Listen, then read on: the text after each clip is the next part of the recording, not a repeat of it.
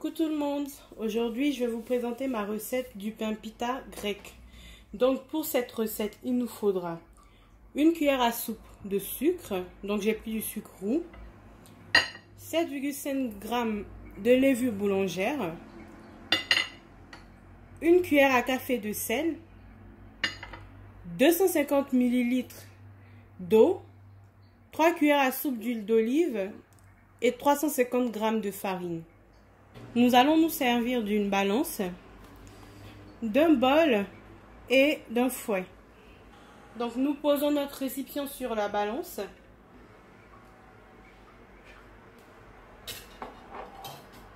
Nous allons mettre en premier lieu 250 ml d'eau tiède. À nos 250 ml d'eau tiède, nous allons rajouter la levure boulangère, donc c'est l'équivalent de 7,5 g.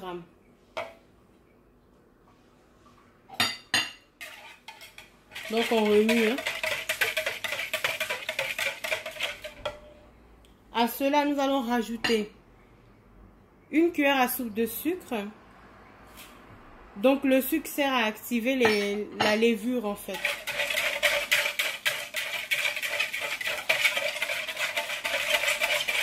Donc on remue. À ce mélange, nous allons rajouter 160 g en fait de farine. Donc on a notre farine. Donc je mesure en même temps parce que j'ai mon récipient sur une balance. Voilà. Nous avons exactement 160 g de farine. Donc ça c'est l'étape, la première étape en fait pour faire le pain pita. Ça s'appelle un pré-ferment. Donc à mon petit mélange, en fait, je vais bien le mélanger. Une fois que j'aurai obtenu une mixture homogène, je vais laisser reposer pendant une trentaine de minutes. Le temps de laisser la levure, en fait, s'activer et agir avec les 160 g de farine que j'ai précédemment mis. Voilà, ma pâte est prête. Donc, je vais laisser mon pré-ferment reposer pendant 30 minutes et je reviendrai pour continuer la recette. Pour le repos, je vais filmer ma pâte et on va le laisser reposer pendant 30 minutes dans un endroit chaud de préférence. Voilà. Nous sommes de retour. Cela fait 30 minutes que nous avons fait notre pré-ferment. Vous pouvez voir, hein, la levure a bien agi, notre pâte est a bien gonflé, même les bulles se sont faites. Et donc à ce petit mélange, nous allons rajouter le reste des ingrédients qui correspond à 190 g de farine, 3 cuillères à soupe d'huile d'olive et une cuillère à café de sel. Donc on a notre huile.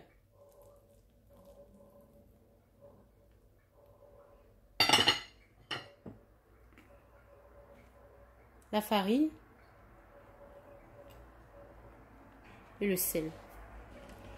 Donc, à l'aide d'un batteur électrique, nous allons venir mélanger les ingrédients jusqu'à l'obtention d'une pâte homogène.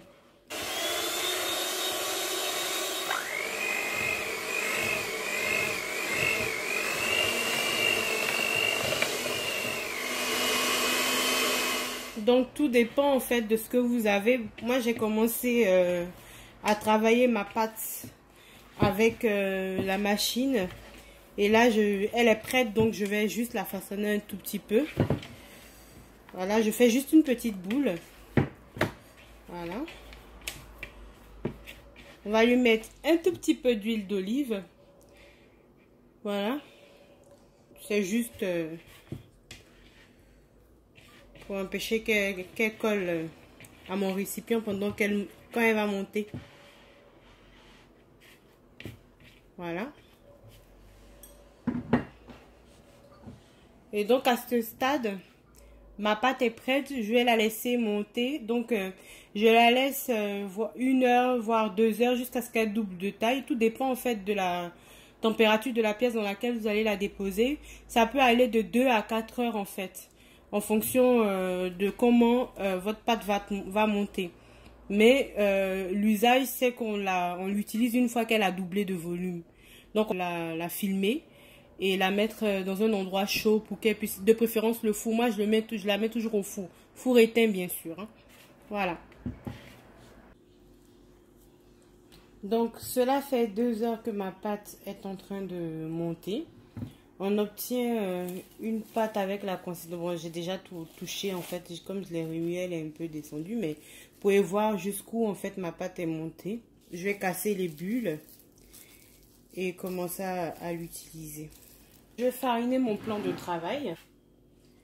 Et je vais venir mettre ma pâte qui a bien monté. Je vais venir avec la farine que j'ai mise sur mon plan de travail.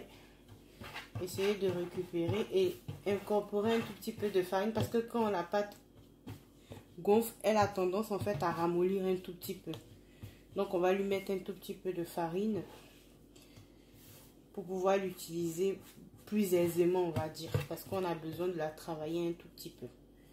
Donc, vous voyez, elle devient de moins en moins collante. Plus je rajoute la farine, plus elle devient malléable. Donc on va en rajouter jusqu'à ce qu'on puisse en fait utiliser. Elle est toujours souple, hein, vous voyez. Mais je rajoute de la farine jusqu'à ce que je puisse l'utiliser sans qu'elle me colle au doigt. Voilà.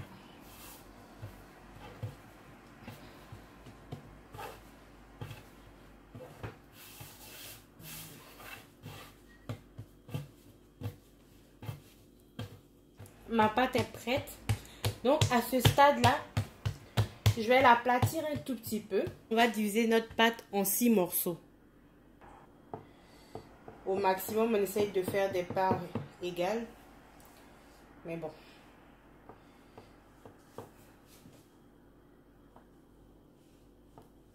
Voilà. Nous avons nos 6 morceaux qu'on va commencer à travailler et faire des boules. On va venir prendre un des morceaux qu'on a coupé et on le travaille jusqu'à obtenir une petite boule. On n'a pas besoin de travailler longtemps, hein. Vous voyez, ma pâte elle est assez malléable. Donc j'obtiens une première boule, je la mets là et je laisse reposer. Voilà, nos boules sont prêtes. Donc à ce stade là, nous allons la fariner un tout petit peu, les filmer pour éviter que la pâte croûte en fait, et les recouvrir d'un torchon. Et on va laisser reposer pendant une trentaine de minutes avant de les étaler. Donc cela fait 30 minutes que mes petites boules sont en train de gonfler. Je vais les aplatir et on pourra procéder à la cuisson. Donc on l'aplatit, fariné. On la retourne et on fait de même de l'autre face. Parce que vu que ma pâte elle est hyper souple, elle aura tendance à coller sur mon plan de travail. Donc pour éviter ça, il faut bien fariner et on l'aplatit.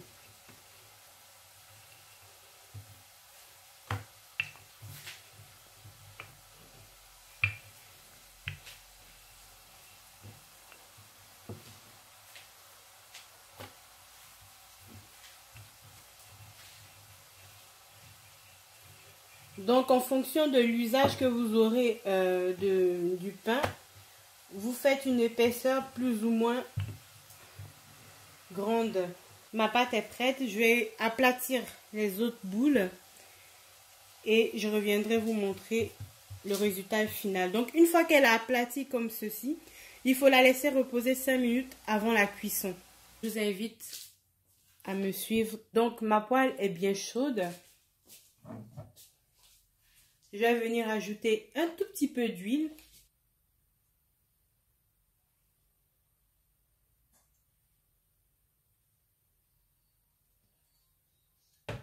Et je viens déposer mon disque de pâte.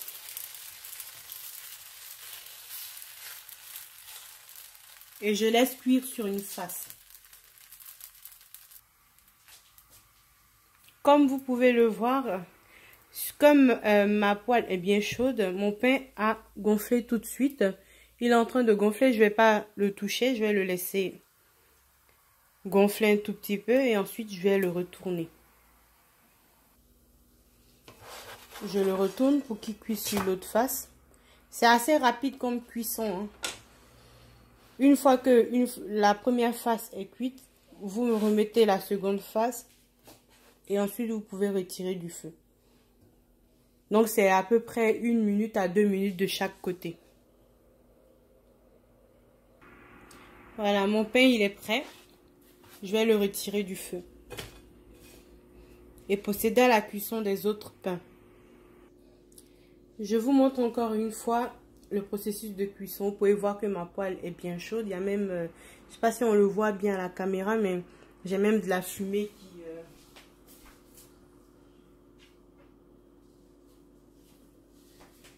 qui s'en échappe. Donc je vais venir mettre ma pâte et je la laisse travailler. Donc on cuit 2 minutes d'une face et 2 minutes de l'autre face. Donc vous pouvez voir, hein, ma pâte gonfle. En fait, comme la poêle est bien chaude, la pâte a tendance à gonfler.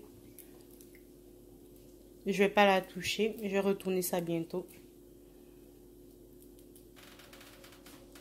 On va retourner. Voilà. Et vous voyez, elle a gonflé et elle est redescendue.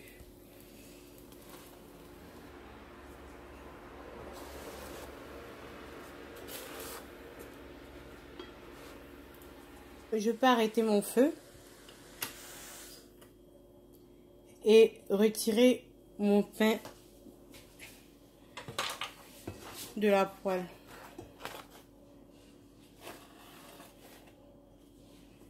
Donc pendant toute la cuisson, ce que j'ai fait, c'est que j'avais un torchon que j'ai humidifié